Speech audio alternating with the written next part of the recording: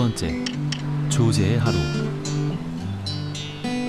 밀짚 모자를 쓴 주황색 원피스 차림의 여성이 빨간색 에코백을 한쪽 어깨에 메고 골목길을 걸어간다.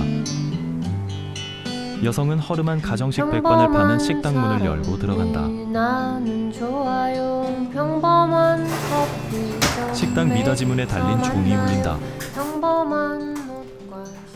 조제가 오늘의 첫 식사를 합니다. 식탁 위에 밥과 김치찌개, 5가지 밑반찬이 놓인다. 조제가 밥을 떠먹는다.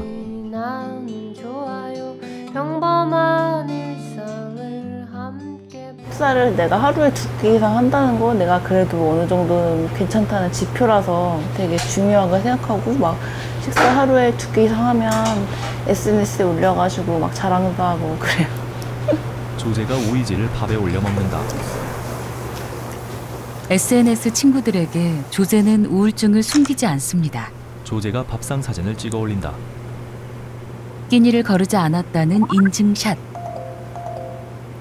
올리자마자 응원 메시지가 날라옵니다. SNS에 칭찬 댓글이 달린다. 조제 인터뷰.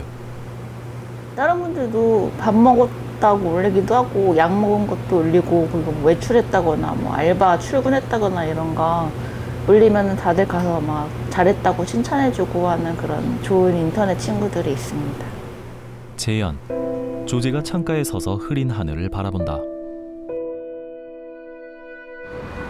그냥 우울증에 걸렸을 때는 굉장히 무기력해요. 근데 그게 보통 사람이 우울증이 없는 사람이 무기력한 거랑 병적 무기력은 정말 틀리거든요. 2008년에 첫 진단을 받고 조제는 몇 번의 우울 사파를 겪었습니다. 하루 종일 지속되는 왜 극심한 우울증이 침대에서 못 찾아오는 시기. 일어나는지 우울증에 안 걸린 사람은 이해할 수가 없는데 그냥 정말로 일어날 수가 없는 거예요. 그냥 정말로. 네. 이유는 그냥 그게 병이기 때문입니다. 정말.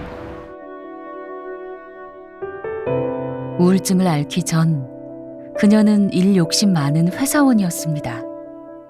회사에 마지막으로 정규직으로 다닐 때였는데 너무 일을 잘하고 싶었어요. 그래가지고 너무 열심히 하다가 그게 이제 소진됐다고나 할까? 그래서 회사에 가서 모니터를 켜기만 해도 막 과호흡이 오고 그 정도로 공황장애랑 우울증이 한꺼번에 발병을 했거든요. 재연. 조제가 침대에 멍하니 앉아 잠을 이루지 못하고 있다.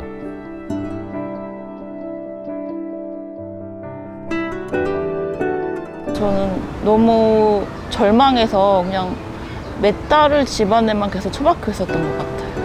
네. 되게 많이 안 좋은 상태였죠. 밥도 안 먹고.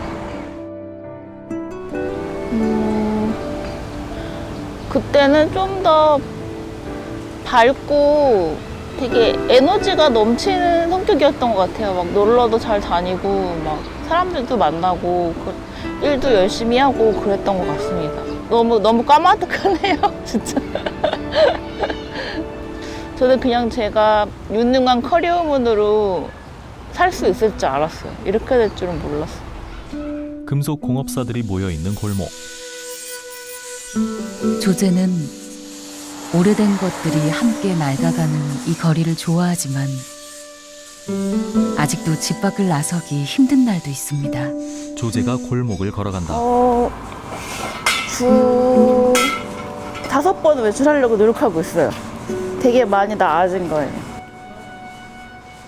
우울증이 심해서 밖에 못 나가서 밥도 못 먹고 막 그랬을 때 내가 어떤 상태였는지 똑똑히 기억하고 있거든요. 그러니까 내가 다시 이 일상생활의 루틴을 잃어버리면 다시 그렇게 될 수 있다는 그런 두려움? 그런 걱정을 갖다 생각해서 밖에 나오게 되는 것 같아요. 조제의 작업실. 자주 외출하려고 여럿이 함께 쓰는 공간 귀퉁이에 작은 작업실도 얻었습니다. 조제가 SNS 게시물을 쓴다. 우선 외출 성공을 알립니다. 얼마 전 조제는 우울증을 겪는 사람들의 책 읽기 모임을 만들었습니다. 책을 읽고서 얘기하는 모임이거든요. 거기에 가져갈 발제문을 만들고 있습니다. 제가 옛날부터 마음이 좀 우울증이나 이런 거 있는 다른 사람들이 있으면 같이 얘기를 하고 싶었거든요. 근데 아무리 찾아도 그런 모임이 없어서 그냥 제가 직접 만들게 됐습니다.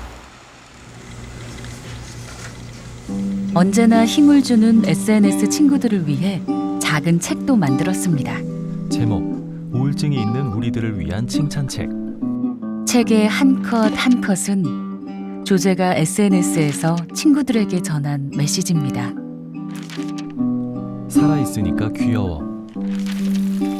물고기는 자라서 물고기가 되고 고양이는 자라서 고양이가 된다. 물고기도 고양이도 살아있어서 귀엽다. 나도 간신히 자라서 내가 되었다. 나도 살아있는 날 귀여워하고 싶다. 살아있으니까.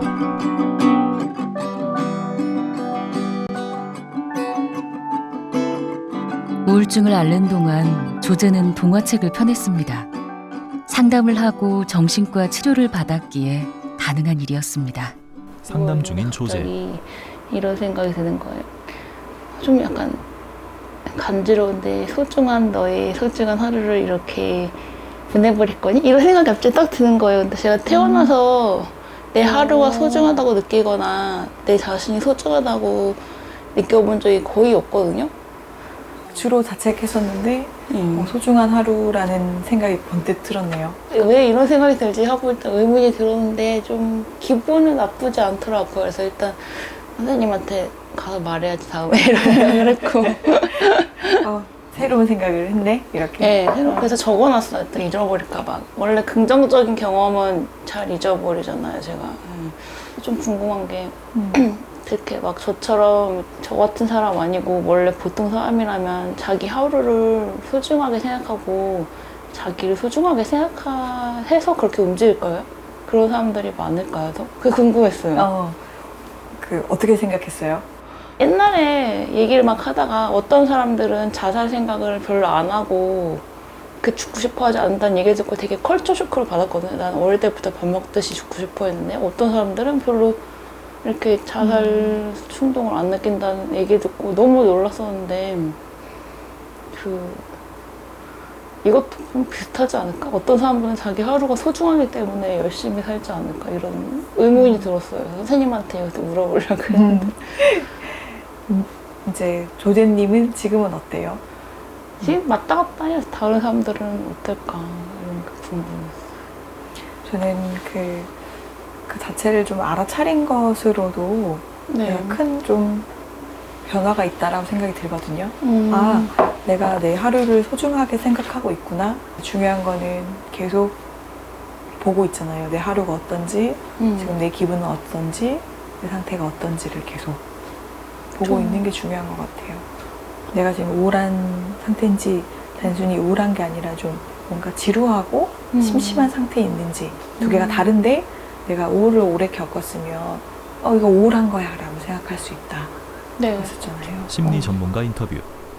저희가 많은 기술들을 배우는 과정이거든요. 그래서 자기 위기 상황에서 내가 극단적인 행동을 하지 않고 살아남는 방법을 배우거나 감정을 인식하고 조절하는 방법들, 대인관계 기술 같은 여러 가지를 배우는데 그 기술들을 일상에 적용하려고 많이 애를 쓰셨고 그리고 주변 사람들한테도 도움을 요청하는 것들이 저는 본인의 우울증 회복에 큰 영향을 미쳤다고 생각을 하고요. 조제의 상담이 이어진다. 제가 뭘 잘해야지 살 가치가 있다고 느꼈거든요. 그러니까 그 얘기를 많이 했었죠. 네. 뭔가 성취를 해야지 살 가치가 있고 뭔가를 잘해야지 살 가치가 있다고 느꼈고 그리고 그렇게 절박하게 하면 절박할수록 더 잘 못하게 되는 것 같아요. 그리고서는 이제 엄마와 딸에 대한 장편 동화를 쓰려고 하는데 그게 계속 잘 안 되는 것 같아요. 그리고 점점 그거 생각하면 뭔가 또 절박해지려고 하고. 어떤 게 좀 부담으로 느껴져요? 장편을 쓰려고 하면? 옛날에는 내가 이 동화를 잘 쓰지 못하면은 그리고 이제 막 글을 쓰지 못하면 내 인생 가치가 없어 이런 거 그런 생각이 되게 하는지도 모르게 되게 무의식적이 강했던 것 같아요. 요새는 자책은 되게 많이 줄었어요. 진짜 자책하려고 그러면은 다른 사람들한테도 자책하지 말라고 내가 하도 말을 많이 하고 다녀가지고.